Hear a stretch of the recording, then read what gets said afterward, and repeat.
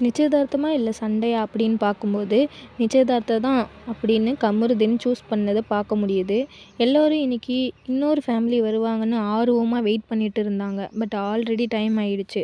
So இப்போ வந்து பார்வதியும், கமருதீயும் உட்காந்து இருக்கும்போது, அந்த இடத்துல ஒரு டாபிக் வருது. விக்ரம் சொல்றாங்க, "உங்க வீட்ல இருந்து வந்தா நீங்க காலின்னு" சொல்லும்போது, அந்த அந்த இடத்துல அப்படியெல்லாம் எதுவும் சொல்லாதீங்கன்னு கொஞ்சுற மாரி பார்வதி கிட்ட கமருதீன் கொஞ்சுறாரு. அதுக்கப்புறம் பார்வதி கிட்ட ஒரு கேள்வி கேட்டேன்னு சபரி வந்து ஒரு கேள்வி கேட்குறான்னு சொல்கிறாரு.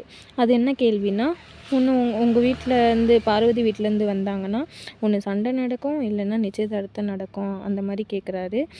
அதுக்கப்புறம் கமருதீன் கிட்ட நீ சொல்லு, நீ என்ன எதிர்பார்க்குற, நிச்சயதார்த்தம் நடக்குமா இல்லை சண்டை நடக்குமான்னு கேட்குறாரு. அதுக்கு கமருதீன் நிச்சயதார்த்தம்னு சொல்ல, அதுக்கு சபரி பாத்தியா பசங்க எப்படி தான் திங்க் பண்ணுவாங்கன்னு சொல்லிட்டு இருக்கும்போது, பக்கத்தில் கனி வந்து பார்வதி வந்து நிச்சயதார்த்தம் வேணான்னு சொல்கிறாடான்னு சொல்ல, அதுக்கப்புறம் அவள் எதுக்கு வேணான்னு சொல்லியிருப்பானா, வெளியே போய் முடிவு பண்ணிக்கலான்னு சொல்லியிருப்பா.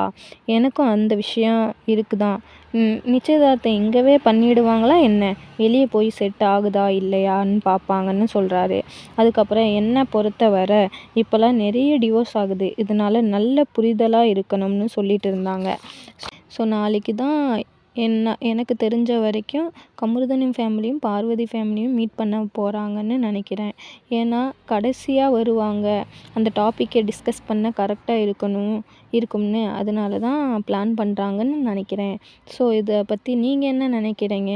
இவங்க 2 பேரும் மேரேஜ் வரைக்கும் கொண்டு போவாங்களா இல்லையா கமெண்டில் சொல்லுங்கள். அதோட வைரல் சினிமா டாக்ஸ்க்கு சப்ஸ்கிரைப் பண்ணிவிடுங்க, பெல் பட்டனையும் கிளிக் பண்ணிவிடுங்க. தேங்க்ஸ் ஃபார் வாட்சிங்.